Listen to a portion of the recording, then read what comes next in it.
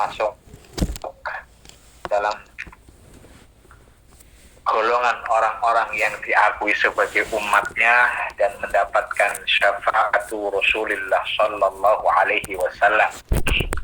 Teman-teman sekalian yang dimuliakan Allah Subhanahu Wa Taala, saya agak bingung juga ketika disodori untuk berbicara terkait dengan soal berbicara pada malam hari ini ya, untuk memberikan ya ngobrol soal agama lah kira-kira itu. Agak kebingungan mengambil tema gitu, karena biasanya saya disodori tema, tapi ternyata tema itu diserahkan kepada saya. Baik, kalau misalkan seperti itu maka saya juga harus pikir-pikir juga ya, nyari-nyari yang pas ini kira-kira apa, karena saya memang tidak tahu situasi dan kondisi di Taiwan. Tapi setidaknya meskipun demikian, saya akan membahas beberapa hal yang terkait dengan soal puasa Ramadan. Karena memang ini adalah bulan yang istimewa, maka kita dianjurkan untuk semakin menambah kebaikan-kebaikan kita pada bulan ini. Jadi yang pertama. Yang kedua, kita itu sering mendengarkan para dai atau para penceramah, yaitu sering mendengarkan bahwa ketika bulan Ramadan itu, ketika sudah memasuki Ramadan, maka setan-setan dibelenggu, pintu surga dibuka, dan pintu-pintu neraka ditutup. Ini merupakan hadis ya yang dapat kita jumpai dalam riwayat Imam Al-Bukhari dan Imam Al-Muslim. Dikatakan hadisnya adalah idza dakhala Ramadan suffidatis syayatin futihat abwabul jannah wa ghulliqat abwabun nar. Jadi ketika masuk bulan Ramadan, maka setan-setan dibelenggu, pintu-pintu surga dibuka, dan pintu-pintu neraka. Kita kadang-kadang bertanya, bagaimana daripada hadis tersebut gitu. Kalau kita lihat penjelasan, sebenarnya banyak sekali penjelasan para ulama mengenai kandungan atau arti daripada hadis yang telah tadi saya kemukakan. Di antara penjelasan kita bisa melihat misalnya dalam namanya Ibnu Battal ini. Ibnu Battal itu nulis kitab ya termasuk gitu ya. Kalau tidak salah itu syarahnya Sahih Bukhari itu bahwa para ulama itu atau menafsirkan sabda Rasul Sallallahu Alaihi Wasallam. Yang pertama itu dikatakan itu futihat abwabul jannah ya, kan dikatakan futihat, jadi ketika masuk Ramadan setan dibelenggu, pintu-pintu surga itu dibuka. Dikatakan futihat abwabul jannah wa sulsilat syayatin, jadi surga dibuka dan setan-setan itu. Para ulama menafsirkan atau mentakwil ada dua pengertian dalam ini. Pertama adalah menggunakan pendekatan makna hakiki. Jadi memang benar-benar setan dibelenggu dalam pengertian yang hakiki. Ya Pak, intensif setan dalam menggoda manusia itu menjadi sedikit kurang, voltase gangguannya ya. Intensitasnya itu berkurang, di mana ini berbeda dengan yang dilakukan pada bulan selain Ramadan. Itu ada pandangan yang mengatakan ini adalah makna yang hakiki. Katakan bahwa ketika setan dibelenggu, sedangkan dibukanya pintu surga itu juga dipahami sesuai dengan bunyi teks hadis saja gitu. Ya memang pintu surga dibuka, ada yang mengartikan mengartikan demikian. Jangan itu ya, ada para ulama melakukan takwil. Yang pertama ya memang itu setan dibelenggu secara hakikatnya memang dibelenggu secara nyata gitu. Konsekuensinya ketika setan dibelenggu secara nyata, maka gangguan-gangguan yang diberikan setan Sebagaimana kita tahu bahwa tugas setan itu mengendarai manusia, aktivitasnya itu menjadi berkurang. Nah, itu Ramadan. Sekarang dimaksud dengan bukannya pintu-pintu surga, ada yang mengartikan itu adalah yang ya. Kedua, yang memahami hadis tersebut secara majazi. Artinya bahwa di pintu itu dipahami bahwa membukanya dengan amal mengantarkan ke surga seperti sholat, puasa, ya.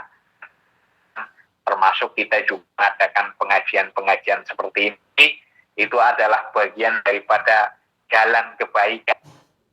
Anggap ini juga merupakan jalan menuju Allah atau jalan menuju surga.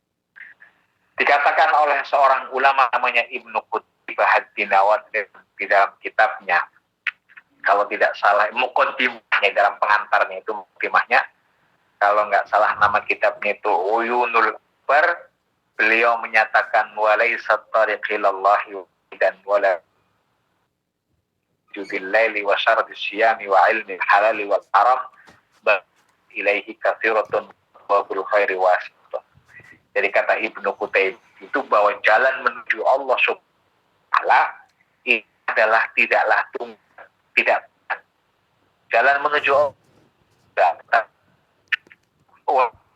wala dan kebaikan, ya, kebaikan itu bukan hanya sekedar Anda sholat malam, puasa rajin, puasa terus, ya, sholat malam, terusan tahu halal, itu bukan cuma, tapi pintu-pintu jika itu pada dasarnya itu sangat luas sekali.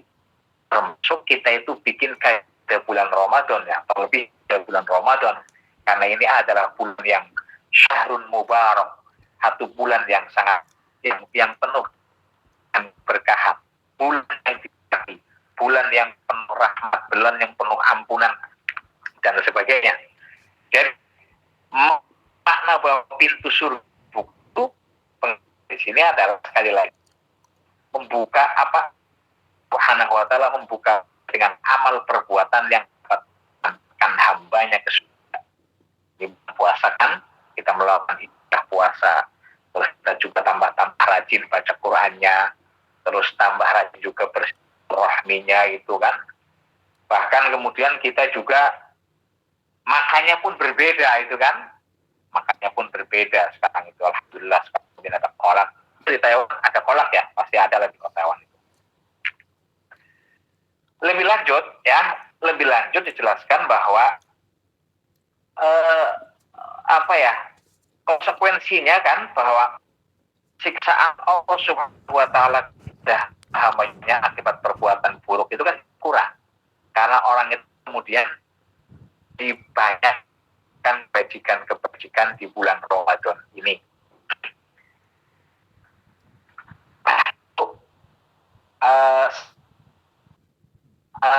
Itu terkait dengan soal makna yang kedua, yaitu terkait dengan tertutupnya pintu neraka. Jadi tertutupnya pintu neraka. Kalau dibuka pintu kebajikan, ya, dengan amal itu surga, hanya Allah itu memberikan pada kita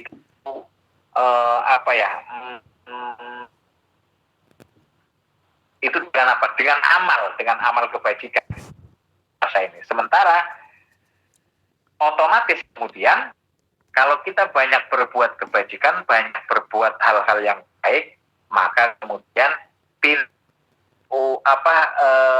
konsekuensinya adalah intensitas atau berkurang, ya, tentu, ya, berkurang perbuatan yang baik atau melakukan perbuatan yang kurang.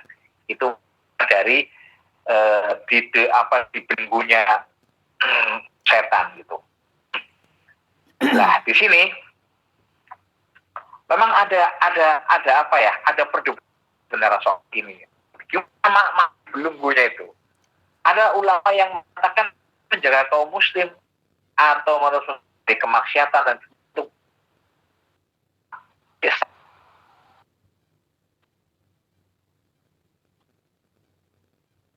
Kenapa? Karena faktanya ada biasanya orang yang males, orang yang tiba-tiba ketika bulan puasa Ramadan berpuasa, rajin baca Quran, itu kan udah orang-orang yang biasa berbuat apa ya untuk buat kebajikan ya sebanyak-banyaknya itu, sehingga mereka itu mengabaikan hawa nafsunya. Ya, ini menunjukkan bahwa pintu setan itu terbelenggu gitu. Ala kulli hal memang di dalam persoalan ini ada dua pemahaman. Yang pertama memahaminya sebagai makna yang hakiki, ya memang setan dibelenggu ya, akan dibelenggu, pintu surga dibuka pada bulan Ramadan. Tetapi ada yang memahaminya itu bukan makna hakikat, makna majazi, yaitu makna yang menyatakan bahwa ya memang kalau dikatakan dibuka pintu surga ya memang dengan apa, dengan kita meningkat amal perbuatan kebajikan kita pada saat Ramadan, sehingga konsekuensinya kita menyedikitkan untuk berbuat kemaksiatan.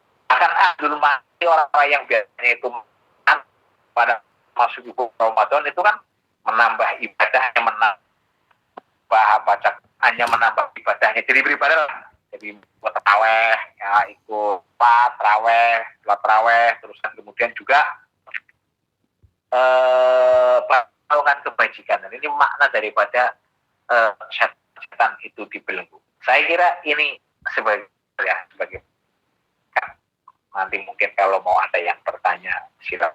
Demikian pemaparan singkat saya, kurang lebihnya saya mohon maaf yang besar-besar. Wallahul muwaffiq wa biqarib. Wassalamualaikum warahmatullahi wabarakatuh. Waalaikumsalam warahmatullahi wabarakatuh. Pada tanggal nih Ramadan biasanya sholat tahajud niku ngentosi subuhan ini amalan apa sing di niki kan bulan Ramadan, bulan Al-Qur'an. Terus berzikir mau Al-Qur'an dan mau Assalamualaikum warahmatullahi wabarakatuh. Nggih, matur. Apa yang pertanyaannya? Assalamualaikum warahmatullahi wabarakatuh. Waalaikumsalam warahmatullahi wabarakatuh. Saya Wina dari Iwan, berdomisili di Taichung. Ya, mau bertanya. Sekarang ini kan bulan puasa. Kita mengikut prioritas apa itu ya Abah ya. Kan sekarang ini posisi di rumah sakit. Mbah itu Mbah Kong ya, kakek itu. Di sela ada waktu bukan kita ambil wudhu gitu. Tapi udah ambil wudhu, udah duduk gitu di samping dia sambil duduk sambil nunggu gitu Abah. Terus pasiennya manggil, kita pegang, pasiennya manggil, kita pegang lagi gitu. Jadi pegang bentak itu kan batal wudhu kita itu nggak mungkin 5 menit kan gitu. Nah, terus kita itu pakai aplikasi. Apakah itu harus lalu ambil Mbah? Oke, baik. Itu ya. Apa mau satu lagi? Nggih, mau nanti nemuin Abah. Suatu pertanyaan. Dipersilahkan untuk pertanyaan. Ini kan sebagai memang itu yang menjadi sangat menjurukan ya, kita lah kira-kira kalau bagi saya itu ingat Allah itu juga. Ini kita kan sholat waktu itu kan bagian dari bagian daripada berzikir kepada Allah, ingat Allah Subhanahu wa taala. Pertanyaan tadi itu di bulan Ramadan itu kan kita disebut sebagai Syahrul Quran. Nah, maka kalau menurut saya pribadi untuk yang di bulan Ramadan itu memang pilihannya itu lebih baik itu, karena kan di situ itu harus apa ya, api ya, terus ngepasi gitu ya, ngepasi ya, seperti ngalir pun boleh saja mau Allah mau baca Allah dengan berpikir boleh saja gitu, tetapi karena khusus di bulan Ramadan memang baik pilihan adalah membaca Al-Quran, karena memang karena kita ketahui membaca satu huruf saya dapat 10 ya, apalagi di bulan Ramadan. Di bulan Ramadan ini umat Islam menurut saya, menghemat saya, membaca Al-Quran. Kalau hemat saya sekali lagi, kita itu kan kalau baca Quran takut salah, takut apa, diniati belajar. Kalau saya baca Al-Quran itu selalu, guru-guru saya selalu berpesan diniati belajar, sehingga nanti kalau kita tuh nggak dosa. Itu ya Bu ya, tadi itu ya untuk membaca Quran sarankan diniati belajar, diniati belajar. Karena kalau kita hanya keliru atau salah jadi masalah juga kan. Makanya kita niati belajar, insya Allah kalau salah juga maka karena masih belajar kan, ya dimakfulah, kira-kira dimaafkan gitu. Dua, ini kan emang ada menurut saya pertanyaan yang kedua itu, kita kemudian kalau ada dua masalah saya lihat itu, yang saya lihat itu sebenarnya ada dua masalah. Yang pertama itu adalah kita sudah kepengen baca Quran terutama pada bulan Ramadan, tetapi pada momentum tertentu kan kita kan bekerja, kita ya Mbak Yodi ya, bekerja kan,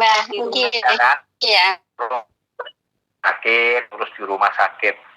Ini pertanyaannya, kalau yang akan sebenarnya dalam konteks ini saya sudah punya dua jawaban. Saya akan melihat situasi dan kondisi.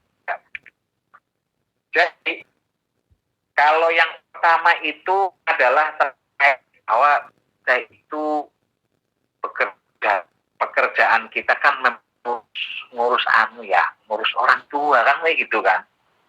Terus orang tua tiba-tiba kita dipanggil kan, dipanggilnya kan bisa jauh terus itu kan, jadi masalah juga. Itu persoalan yang pertama. Persoalan kedua, apakah aplikasi dalam HP kita itu adalah ketika ada Al-Qur'annya itu bisa disebut sebagai Al-Qur'an.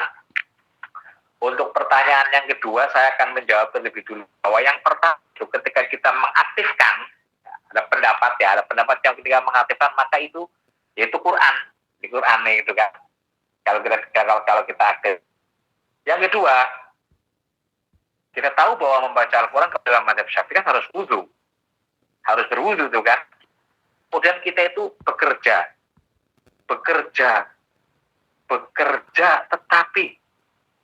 tetapi ya sempat akhirnya wudu ya. Begitu kita mau baca sudah dipanggil, Nah, makanya menurut saya bisa saja kita memilih satu pendapat yang menyatakan tidak harus berwudu. Tetapi sebaiknya menurut saya itu kalau baca Quran, solusi yang bisa saya sampaikan adalah nggak harus dibaca Quran yang hafal saja. Yang surat-surat pendek yang dihafal juga menurut saya nggak apa-apa gitu, karena situasinya memungkinkan. Atau pilihannya itu pendapat yang menyatakan ketika membaca Al-Quran tidak harus berwudu, dan memilih pendapat itu Mbak. Karena memang dalam hal ini memang ada perbedaan pendapat, ada perbedaan pendapat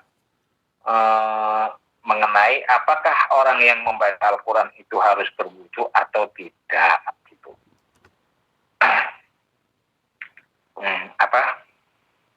Itu pendapat itu. Ada pendapat yang menyatakan enggak harus berwudu gitu kan. Enggak harus berwudu gitu. Memang ini memang agak repot ya, karena emang orang kan bekerja situasi bisa diganggu gugat kalau bekerja itu kan. Karena memang jadi kan pendapat yang menyatakan bahwa ya harus berwudu itu kan didasarkan layak suku ilal mutahharun itu argumentasinya. Tetapi ada yang menyatakan bahwa itu mutahharun itu maksudnya malaikat. Ada begitu.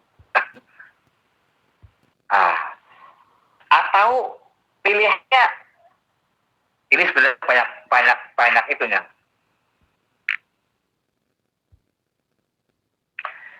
Ada satu pendapat begini ya Mbak ya. Ada satu pendapat yang menyatakan bahwa aplikasi tadi itu ketika dibuka itu menjadi Quran. Tetapi ada yang menyatakan enggak, itu kan di HP enggak jadi mushaf. Ada yang bilang begitu. Makanya kita bisa memilih pendapat ini Mbak. Jadi karena jenengan baca di HP tadi ya. Nggih, Abah. Nggih. Pakai aplikasi, nggih. Ya Pak, ya kan? Nggih. Sedangkan Al-Quran dalam bentuk aplikasi ada yang menyatakan bukan termasuk mushaf karena itu hanya pantulan cahaya oleh HP. Ada yang menyatakan begitu. Tapi ada yang menyatakan enggak, kan karena soal teknologi aja kan kayak gitu kan. Apa wasilahnya, sarananya, kalau memang iya pakainya kan ada yang korma dan macam-macam. Karena kita bisa memilih pendapat ulama kontemporer yang menyatakan itu bukan sebagai mushaf. Ada yang menyatakan ya, kita bisa milih. Jadi ketika kita memegang, kita bukan mushaf kan, kira-kira begitu tuh loh Mbak, pendapatnya begitu. Jadi jangan susah lah kira-kira. Kalau dengan melakukan pekerjaan Anda seperti itu, pada rasanya Anda masih bisa untuk membaca Al-Quran, tanpa harus mengulangi berwudu kan gitu. Kalau misalkan dibaca dengan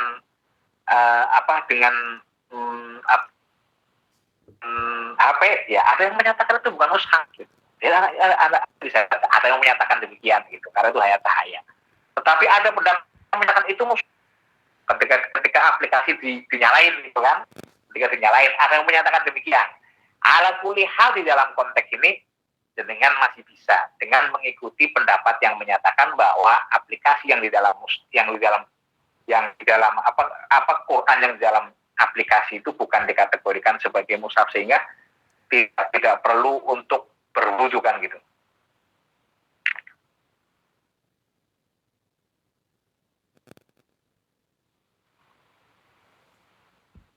Ya, apakah sudah jelas untuk jawaban? Jelas, ya. Nanti Namun jelas nggih, Bu Wina. Iya, itu gitu Mbak. Jadi saya mau cerita ini ada beberapa pilihan pendapat gitu kan ya. Jadi bisa menurut saya pendapat yang kira-kira ya ini sebenarnya kan bukan dalam memilih pendapat ini ya, bukan karena kita mau nyari keringanan kan, bukan kita cari shock, bukan sebenarnya. Memang kita itu kan kayak gitu. Itu kita bisa memilih satu pendapat yang menyatakan bahwa Al-Quran yang dalam aplikasi itu bukan dikategorikan sebagai mushaf. Misalkan di HP gitu, ketika kita buka ya, yang artinya nggak harus berwudu kan gitu. Maka hukumnya ya boleh dan membaca Al-Quran di HP itu menjadi boleh gitu loh Pak, tanpa harus berwudu dulu gitu loh Pak. Jadi saya masih bisa menyisakan masih bisa membaca Al-Quran. Meskipun ada pendapat lainnya yang menurut saya lebih ke pendapat berbeda. Itu mushaf, ketika kita aplikasi kita begitu sebagai mushaf, ada yang menyatakan demikian sehingga harus wudu. Nah, dalam hal ini maka saya lebih cenderung untuk dengan memilih pendapat yang menyatakan bahwa Al-Quran yang dalam HP itu aplikasi bukan sebagai tidak harus sambil menyentuh HP, tidak begini gitu kan. Tapi lainnya ketika saya ditanya orang lain, misalkan saya bisa punya pendapat yang berbeda, dan karena saya melihat situasi dan kondisi yang dengan alami gitu loh Pak. Terima kasih, begitu. Sudah jelas ya? Iya Mbak, matur nuwun. Matur nuwun. Foto sing ngelang Mbak. Insyaallah. Ngelang ya kan, kalau Nggih, kitanya sambil bekerja, pasiennya Alhamdulillah, ditinggal. jawabannya udah jelas nggih atas jawabannya Bapak. Dan yang kedua yang saya ingin sarankan ya, itu adalah pekerjaan jenengan. Jangan sampai gara-gara baca Quran terus pekerjaan jenengan terbengkalai, nggak boleh juga begitu kan. Boleh juga. Ya kan? Kan ada pertanyaan tuh, boleh nggak menyentuh HP atau kaset berisi Al-Quran dan boleh juga memegang alat semacam itu. Wah itu kan jauh. Ada yang menyatakan, oh ini bukan mushaf. Mushaf tidak boleh membayar tambah. Ada yang menyatakan, oh ini mushaf. Ya kalau yang dipendapat juga repot nanti itu. Ada Quran kan? Nah, makanya pilih yang ini karena dalam terang. Jadi dengan itu juga pengen baca Quran, pengen ibadah.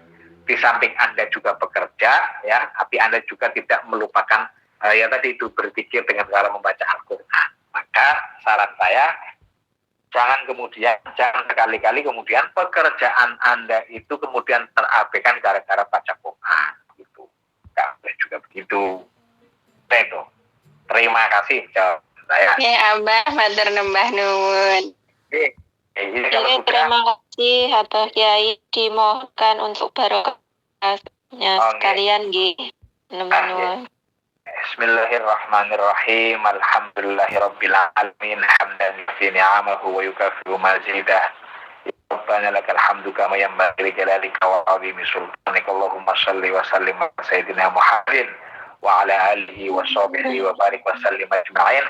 Allahumma ighfir lana wa li walidina warhamhuma kama bayana sighara. Allahumma ighfir li wa li masyayikhina wa li muallimina wa li muassisiyatina wa lil muslimina wal muslimat wal mu'minina wal mu'minat al-ahya'i minhum wal amwat lahum darajat wa kafir anhum sayyi'at. Allahumma sihhata wal afiyata was salamata wa warzuqna rizqan halal wasi'a wa halalan mubaraka. Allahumma barikna fi ibadati Allah wa hayatna husnal khatimah. Allahumma barik lana fi hadzal syahril mubarak rahman ya rahim tawadul halim wa anta ni'am. Rabbana zalamna anfusana wa illam taghfir lana wa lana minal khasirin. ربنا آتنا في الدنيا حسنة وفي الآخرة حسنة وقنا عذاب النار. السلام على المرسلين والحمد لله رب العالمين. Amin ya rabbal alamin. Nggih, matur nuwun Mbah Yai.